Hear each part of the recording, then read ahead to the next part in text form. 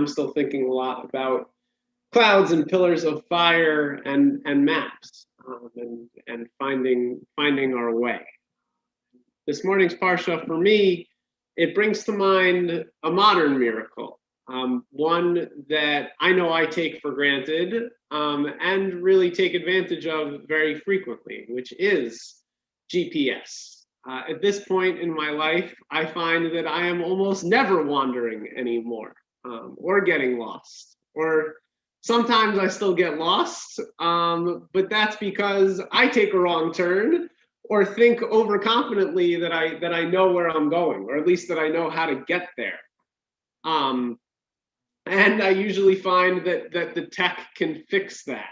I'm less than 10 years removed from getting my first smartphone.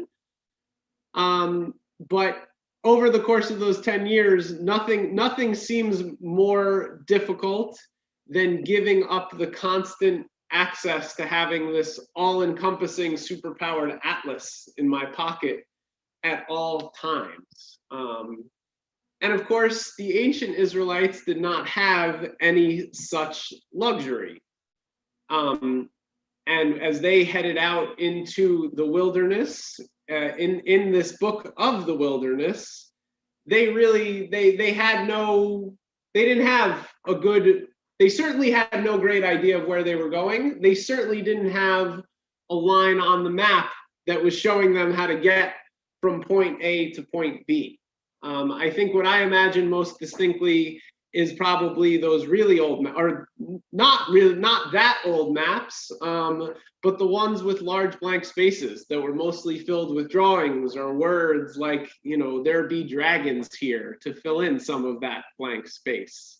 And I was reading, in doing a little bit of research, I was reading that even in kind of just the beginning of colonial era North America, they had a pretty good idea of what lay on either coast. But once you started to go inland, the maps just labeled everything kind of between New York and California, terra incognita. And I imagine that leaving Sinai, the Israelites were kind of marching off into their own terra incognita. In the words of the Torah, in Deuteronomy chapter 8, verse 15, it actually describes the wilderness as a great and terrible wilderness with fiery serpents and scorpions, a parched land with no water in it. But as the Israelites took their marching orders, they had their own kind of divine GPS system. As we read this morning, the people essentially, if not like a highlighted blue line along their route, they essentially have an arrow of cloud and fire pointing their way. As we read in chapter 9, verses 15, 16, and 17, the cloud covered the tabernacle, and in the evening it rested over the tabernacle in the likeness of fire until morning. It was always so, and whenever the cloud lifted from the tent, the Israelites would set out accordingly, and at the spot where the cloud settled, there the Israelites would make camp. And it seems like that should probably be enough for a wandering people, especially when we remember that this was supposed to be a relatively short journey. No one is yet thinking about a 40-year slog. And so, to Barry's point, I also found Moses's plea to his father-in-law in chapter 10, verse 31, which reads, "Please do not leave us, inasmuch as you know where we should camp in the wilderness and can be our guide." And the words actually literally say not can be our guide, but you can be our eyes. I also found this plea to be particularly perplexing. It certainly seems as if the Israelites would not need a guide. So why is Moshe making this request? As many of you will know, Moses' father-in-law, most famously known as Yitro or Jethro, is actually a man of many names.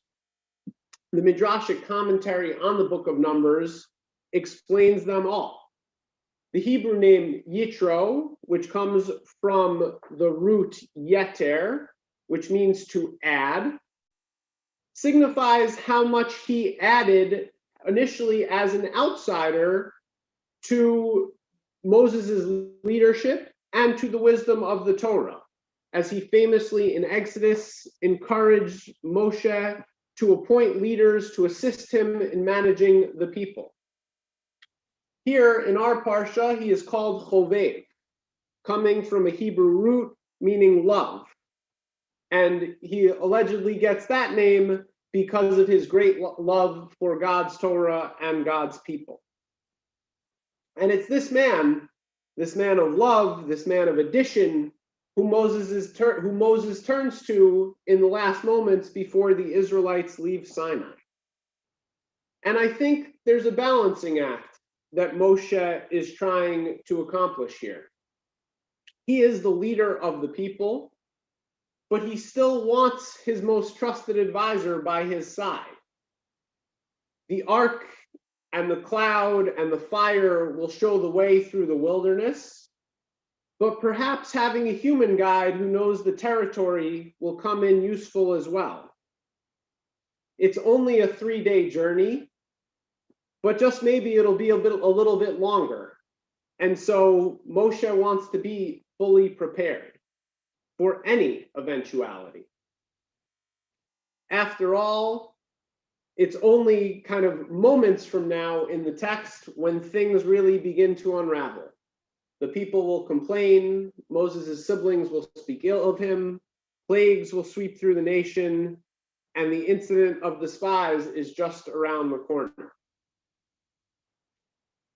I think there's important lessons here for our lives today, at a time when it's easy for us to feel as if we have it all figured out, if not necessarily by following a divine cloud, then by the marvels of the modern world. I constantly think back to March of 2020 and the week of the holiday of Purim, talking with friends at school when we were all still at school together, and thinking pretty lightheartedly that we'd be back to normal by Passover of that very same year. And I distinctly know that I have not been in the same physical space with the people I had that conversation with since that day.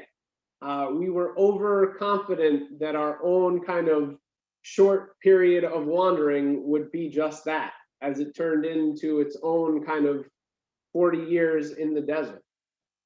And to come back to this idea of GPS, there are stories out there told spoofingly in TV shows like The Office, but also covered in legitimate news sites, of people following their GPSs so blindly that they drive into the ocean or wind up after what they thought was a simple run out for an errand or maybe a one-day trip, winding up in a foreign country. I think whether our guiding force is a divine cloud or a miracle of technology, we can't just set aside our own common sense or our own human experience and connections. In preparing ourselves for a near future that no matter what will entail its own measures of uncertainty and fluidity, having all of our resources and contingencies at the ready, friends, family, spirituality, community, having them all ready at our fingertips is what will ultimately serve us best. And I think that's what Moshe understood as well. When looking up at the divine cloud and also looking at his side and seeing his father-in-law, he chose not just one of those options, but realized that his own best chances for success lay at having all of his options at hand